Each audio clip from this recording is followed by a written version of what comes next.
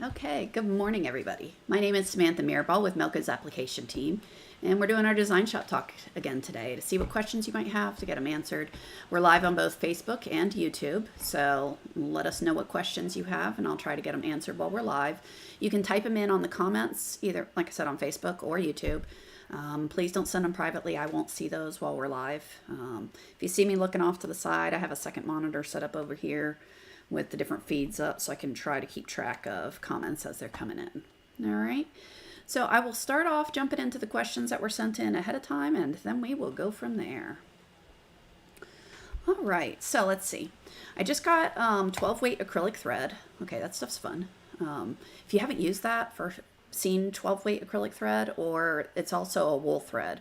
The acrylic is nice. It's somewhat newer, I think. They might have had it a long time ago, but anyway, it's like a yarn, a sewing yarn. You use a thicker needle and typically use it for upholstery or micro chenille or things that look like chenille.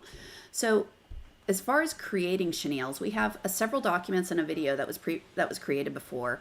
If you go to the Q&A section, let's see if my link's gonna work. Maybe. Oh, no, I don't want to do that. That was the live. So there's a video on YouTube, which we'll get that link for you. But there's also on the Q&A section of the website, if you go and search for chenille, so if you've never been to this, I know I show this often, if you go to melco-service.com, click on this FAQ site. There's lots of really good information out there. So then you can look for chenille, and right there, that first link, that gives you a link directly to the YouTube video that talks about chenille, setup, digitizing, all that. There's also different steps on here, the STL files and things that you need, the different settings you want to use, sample files. So there's a sample sew file as well as ST3 file that you'll need. So lots of good information out there for you. So be sure to check that out and watch that video. There's a lot of good information. Okay. So let's see, what else do we have? I just started learning and was having trouble overlapping manually created fill elements. Okay, so what sort of trouble are you having? So when you're creating fills, if you want a very specific overlap, so let's say you want exactly 10 points of overlap or exactly 5 points of overlap, the easiest way to do that is to use the subtract feature. Okay, so if I draw a shape and then let's draw another shape, whatever, ugly. Okay, and start, stop, stitch direction. I'm gonna give it another color. All right, so let's say I want exactly 10 points of overlap all the way around here. How do you do that? So the easiest way is you select what you want to delete the stitches from. So I want to remove these blue stitches because the green's on top. Then I hold the control key down on my keyboard and click on the second shape.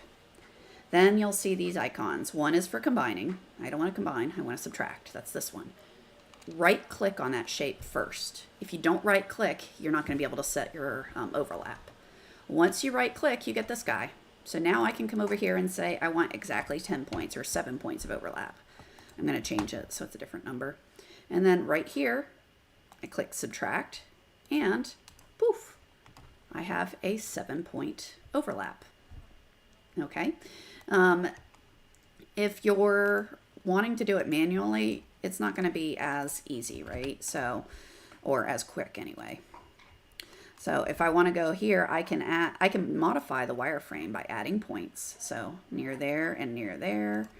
And then I can, and all I did there was left click. And then I can drag this around. Now that left these lines straight. What if I want that to be a curve? How do I do that? Well, hold the control key down on the keyboard, left click on that triangle and drag, and notice it gives me a curve. All right, so that's not nice and clean, nice and even as a border, but it's all overlapped. So I can move these points around until I get the overlap that I want, just visually. Like I said, it's way quicker to take the shape you want to subtract from, hold the control key, click on your second shape, and then click subtract elements. And now I have a nice 7-point subtract rather than my eyeballing of it. Okay. All right, let's see what other questions we have. I made my own CLR file. Most of the threads show up, but not all. Is there a limit of amount of files per folder? No. Okay, so this is talking about creating your own color charts, essentially. When you're doing that, what you'll want to make sure is you don't have any weird characters, unsupported characters. So you want very basic text, no umlauts and things like that. So it's got to be supported characters. And then you want to make sure your formatting is all correct. One easy way to get the formatting all right is to actually make your file in an Excel sheet, and then save it off as a CSV and then change your format to the CLR. So that's one way to do it, to make sure the formatting is exact.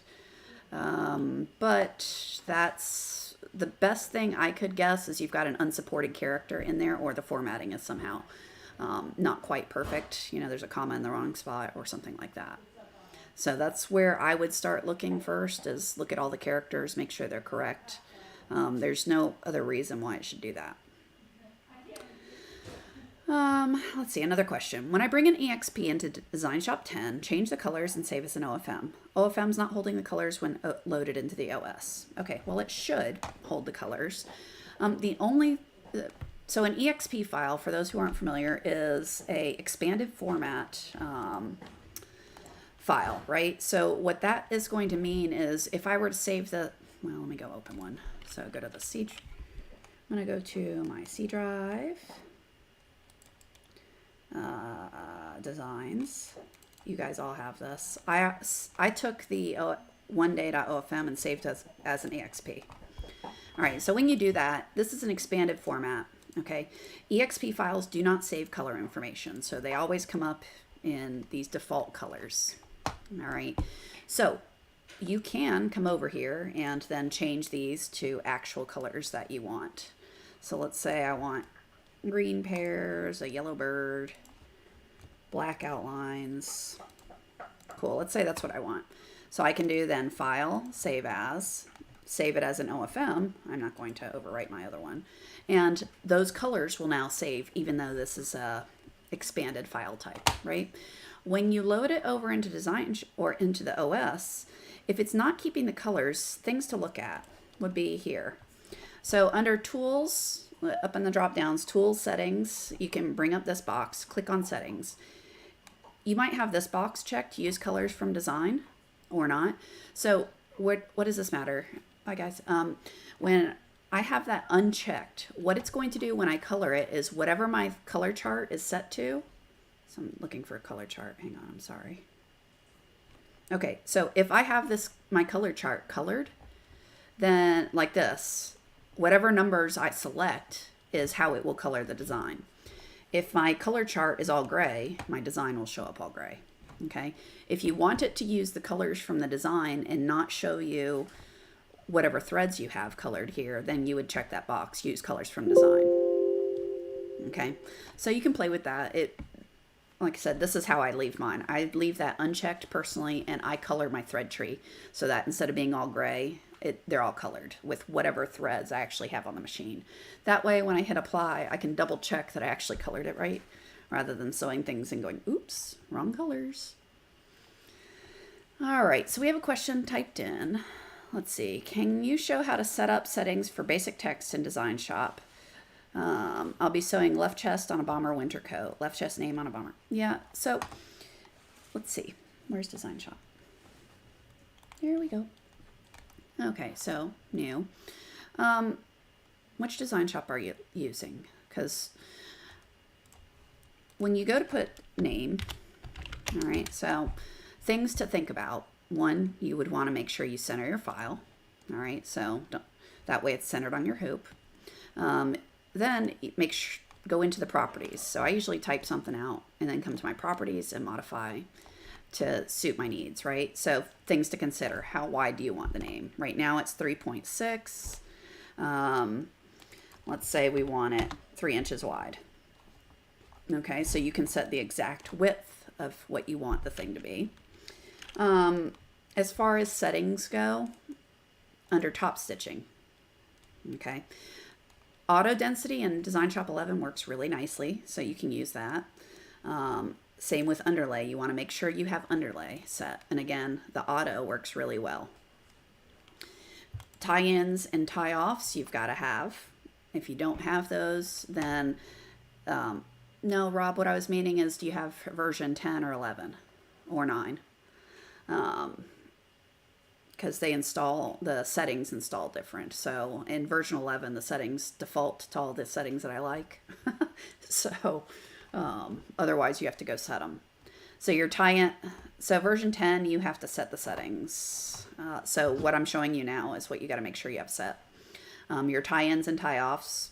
Style 1 is nice. I personally like style 5 a lot, but it's very visible depending on the font you're using, so not exactly ideal. And then this number here is what's going to decide whether you have trims between everything. Okay. The last thing to make sure you have is some form of pull compensation. I like adding a pull offset of 1 minimum to everything I'm doing. It's, embroidery shrinks when it sews in the direction of sewing. So like side to side, if it's doing stitches along a column, that column's naturally going to want to shrink a little bit. So adding a little offset's going to make it a little bolder, so when it shrinks, it ends up where I want. So 1 to 2 points. If you find yourself having to do silly stuff like 5, try something else. That's not ideal. 1 to 2 is plenty. Okay. So settings, auto density, or if you just want to set something, 3/7 is a good starting point. I like that. Auto underlay, depending on the size, you can do it manually, where you can come over and say like a center walk and a zigzag maybe, or depending on the material type, it might be better to be an edge walk. Or if you have no idea, use auto. It works nicely. So top stitching, underlay, compensation, and knots. That's kind of your bare minimums of what you want to work at. All right, so Rob, hopefully that helped. We have another typed in. Can I show how to subtract elements when a letter overlaps another letter? Oh, letters overlapping. I don't actually know if letters overlapping work without converting it first. Well, I don't think it does, actually. I think you have to do it manually. 3D. Yeah. So select that. Yeah, it doesn't work. Okay. So when you have lettering overlapping, this is really horrible. Let me do something else. I'm sorry. Let's see. Let's do S and then a C. Oops. OBS decided to quit on me. All right, give me 1 sec while my computer decides to.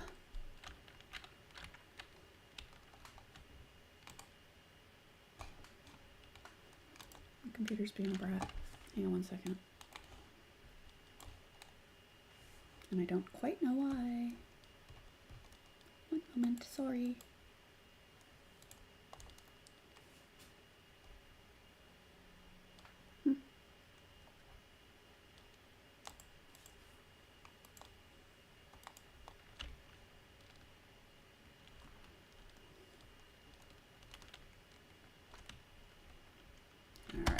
It's just not going to cooperate. So, 1 moment. Sorry, I had to close my presentation. It decided to freeze on me. No, go away. All right, so S and C. I'll make those overlap. All right. So what you're going to have to do with these is think about how you want those to weave, right? I think Nate's done some videos on this as well. So let's take a look at it. So smaller. There we go. All right, so first thing I'm going to do is going to operations convert to wireframe. Now that it's converted, now I just need to think about how I want to split this up. So let's say I want the S to go on top of the C right here, right? Okay, so how do I do that? I got to delete stitches from my C. So I'm going to select these 2 points here. How did I just do that? Since I did it without telling you guys. I added points by left clicking on the wireframe. Then I'm going to click on the wireframe here, select both of those points, and then click right here, split element at selected points. I'm going to do the same thing down here, add 2 points, hold my control key so they're both selected, split element at selected points. I can delete that, and then I've got other underlay that I should have got rid of beforehand. So, all right, so we've got that gone. So we're going to move that there. Okay, so what if we want the C to go on top of the S here? Well, again, I've got to delete some of my S stitches. So from there to there maybe. So left click, hold the control key, select that. Split element at selected points. Click. Click. Hold the control key to select those two. Split elements. And then I can delete that middle part. Delete that underlay. And now it's just a matter of rearranging this so it all sews in the order you actually want it to sew, right? So let's say I want that part to go first. All right, and then maybe this part, which it's already doing, and then this part. So I want that one to go third, and then this part to go last. And now all I really want to think about is my starts and stops. So that one started here, stop there. This one, if I make it start where the propeller is, so move that start point over here. I can move my end point here. This one, again, my start point and my end point. And then this one, I'm going to make it start near my propeller and end over there. So if I update my trims, you'll see it's continuously sewing now. So I didn't do the cleanest split job right there, but you kind of get the idea. Okay. So, yeah. All right, let's see. Rick, I'm glad that you find these helpful. Thanks. All right. What else do we have? Where did my PowerPoint go? Oh. All right, we did that. Talked about that. I need to place an irregular shaped logo over a pocket and have it print the design in DesignShop. It's centered. It's the vertical placement I've had. Okay, so let's talk about that. All right, so basically what you're saying is I've got a design. You want to make it go over a pocket, but you don't have any straight edges on the design itself to line up. So what do you do? All right, so I guess we can use this thing since I already made it. All right, so let me zoom out and I'm going to move this guy and draw something so I have something to point at. So we're going to pretend this is a pocket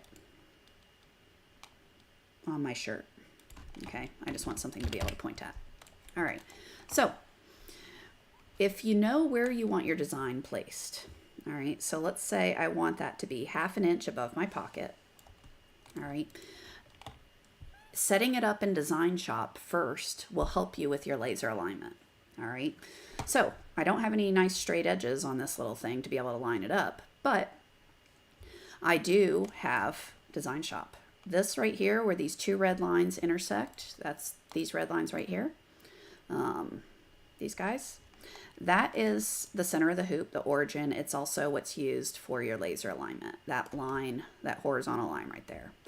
So if you imagine that horizontal line going to be the top of your pocket, you're going to then go place your design wherever you want it above that. So I literally go, all right, I want this to be 1/2 inch above and centered. I'm going to set it there. So my file looks like this. All right, this thing's irrelevant. I just have it there to give you a visual. So when I save this and send it over to my machine, the design is already above 1/2 inch above this, my origin, the center of the file. So why is that relevant? When you go load your design to the machine and hoop your shirt, right? Hoop it where you have this top part of your pocket. You're going to move to this first point on your pocket till the laser's over it. Go to your keypad, laser left. You're then going to use your pantograph, so the hoop and arrows buttons, and you're going to move to the second point, which is over here. Laser left, laser bullseye. That's going to rotate and place your design right here, exactly 1/2 inch above. So it'll line it up exactly where you want, regardless of how you hooped the shirt. So there are a ton of alignment commands. I just like the laser left, laser bullseye, because it rotates and centers it based on the 2 points you select. Okay, we did get you a link to laser alignment there, but it's, more about making sure you set your file up appropriately first, so that when you send it and you do your alignment, there's no moving it after that. It's placing it exactly where you want it. Okay. All right, let's see. Any other questions I missed? We did that. Okay, back to my PowerPoint. Can't remember how to do a curve stitch direction. Can I go over that? Absolutely. All right, so I got the shape here. All right, now let's draw a new shape. All right, so curve stitch directions are part of the complex fills, right? So I can come over here and draw using my left clicks and right clicks, draw a complex, draw a shape. You'll notice the cursor changes to like the arrow with a little hole floating in the bottom right of my arrow. That's my visual cue of what it's wanting next. So it's asking, hey, do you have any holes that you need in this design? If you do, you can go draw your holes, right? An art palette, an ugly art palette. Okay, so, and then you can add more holes or hit enter to bypass, to move to the next step. You see the circle and the X. Remember, the green circle is the start point, the red X. So that's, again, your visual cue of what it's asking for. You give it a start, a stop. And here's the fun part, stitch direction. It defaults to a straight stitch direction. So if I just left click and drag, it puts a straight stitch direction, and that's it. Okay. Well, if I don't want a straight stitch direction, I want a curved, I would have to hold this button down, and right there is insert curved stitch direction. So you click on that one, and now I can, this will probably be goofy, but yeah, you can see it's got a curved direction to it. Okay, so you can add, add multiple direction lines. You can add curved ones. Keep in mind, if you add too many and it does, if you tell it to do stuff that it can't do. All right, so let's see if I broke it. See, it'll do silly things like that because it doesn't, I've told it to go, make stitches go this way, but just kidding, make them go in this weird triangle way. It's like, which do you want? You want it curved or you want it crooked? It doesn't know. So if you have the stitch direction lines that are, I like to say, battling each other, you might want to delete some of the extra ones. The fewer stitch direction lines you have, the better, but feel free to use as many as you need to get your design, right? Okay, so let's see what else. There's one. Can you do an applique from Designing in Illustrator? Yeah. So when you work in Illustrator, you bring it over as a vector and then you have to digitize it, right? So basically how you would go about this is in Illustrator, create your art, whatever that art might be, okay? Once you have your art, personally what I do is I select it all and do Control C. I go to Design Shop and do Control V and paste it, all right? And that drops it straight in here. So then it comes in as a vector. So if I take this, I'm just going to turn it into a vector, right? So once you have a vector, these are all vectors, it pops in from Illustrator, copy paste. Then you have to digitize it as applique. You can do that using your applique tool, which is, if you hold this guy down, it's that one right there, applique input method, or you can create it yourself if you know the steps. You want a placement stitch, a zigzag, and a top stitch, right? So I can create those steps myself. So to quickly do it, select your vector. So remember, you copied it from Illustrator, you pasted it in, select the element, and let's say operations. So I right click, go to operations, change element type, and I can say make that an applique, replace. Now that's an applique, okay? Again, if I'm going to take the vector, operations, change element type, applique, replace. Okay, so those are applique files, or applique things now. You can then go into the properties, add additional, change the settings, change the, if you want the walk stitch that holds the fabric down to be a little smaller, not quite as much of a basting stitch.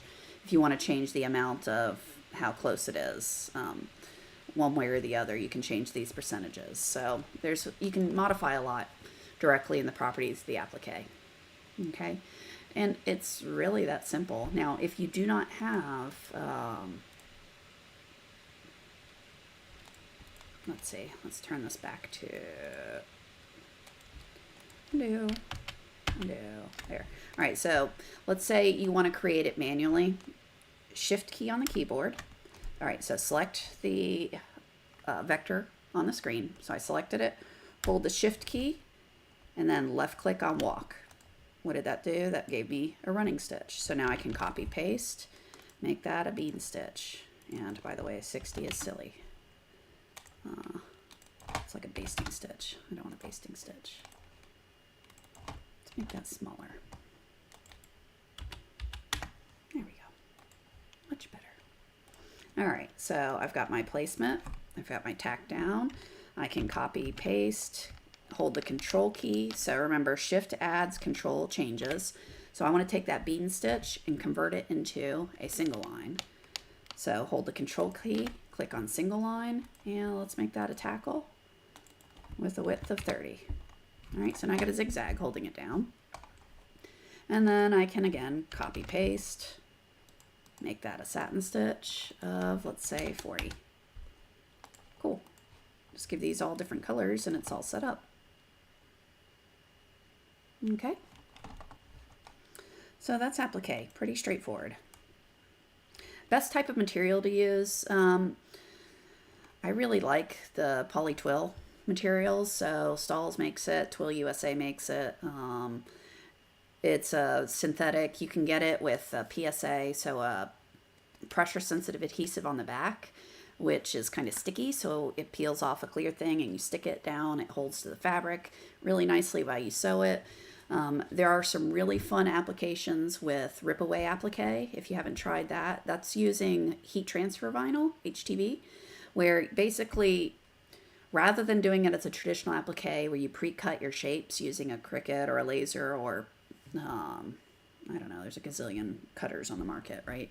So rather than cutting it ahead of time, you just take a sheet of HTV, lay it on top, embroider it all, and then when you're done, rip away the stuff on top and then go heat press it all to stick what's left down to your material.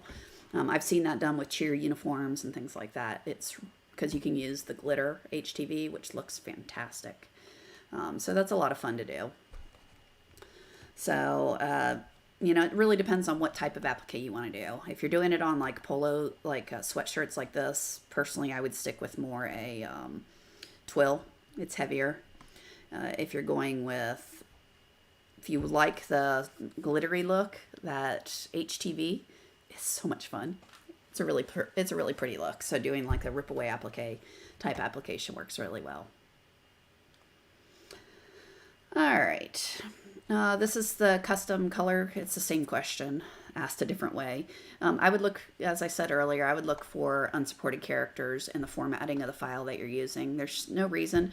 If you can send the file over to applications@melco.com, we can also take a look at it and see if we can see what's going on there for you. Okay. So those were all the questions I had sent in ahead of time. So I'm going to scroll to the top of the feed and see if I missed any others.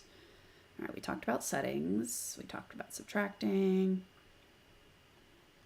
Laser alignment. Cool. All right, I don't see any other questions.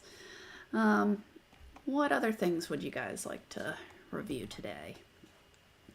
I'll kind of wait for a few minutes before I pop off for the afternoon. Now I have more things to print on that thing back there. So I got a little more work that I'm going to do in the shop before I call it a day. But after that, I have a house full of sick people. So my goal is to not get sick this weekend. All right, you guys, have a fantastic weekend. Oh, settings for knit beanies. Knit beanies, I don't know. I would use, all right, I'll tell you my favorite way to do them. Let's see, my favorite way to do beanies. Let's say I want to put that SC on a beanie. All right, so what I like to do is select it, go up here, go to generate primer. Primer stitch, say okay. So I like to sew this kind of underlay in the same color as the knit material. So if I'm doing a black beanie, I would sew this with black thread. If I'm doing a white beanie, I would sew that with white thread. What does that do? That gives me a nice foundation so that when I do my top stitching, my actual design, everything is held still and nice. Do I need this much of an overlap? No. So I could, oops, stop it, delete. I could come over here and again, generate that same thing, generate primer, and say, let's say 20 points. I like that a little better. Okay, so let's say I'm going to sew it on a white beanie. I would sew this first. So it'd do that kind of global underlay there. And then I would do my design on top of it. And why is that nice? It really just gives it a nice foundation so that the material's not stretching all over the place as you're trying to put a design in. So that's my favorite way to do it, is to put a primer stitch down first and then sew on top of it. Other than that, it's really about making sure it doesn't move around, right? So using 505 adhesive to stick the beanie to a stabilizer, that can be helpful. You can also use something like K100, any type of spray adhesive. Remember, when you're using spray adhesives, don't spray them at your machine. It's sticky. Your machine moves and needs to move freely. So putting sticky stuff sprayed on things that are supposed to move is not a good idea. So spray it away from your machine. But yeah, that would be my suggestion is, hoop it nicely. Don't overstretch it. Make sure the material can't move around and then go for it. But I like doing this underlay. Any other questions? Okay. Well, I hope these are helpful for you. I'm going to be back next week and we will see what we can do. Everyone have a fantastic weekend, and for all those who do the trick-or-treating thing, have fun with that. My kids are so much fun. For years now, we've given them the choice where they can either, we can buy them costumes and do trick-or-treating, or we can go to the store and buy them candy. So far, the last 3 years, they've chosen for us to take them to buy candy, and we buy them candy rather than costumes. It ends up being cheaper, and they love it. Whatever. Anyway, you guys have a great weekend. We will be back next week. Have fun sewing, and I will talk to you then. Bye, y'all.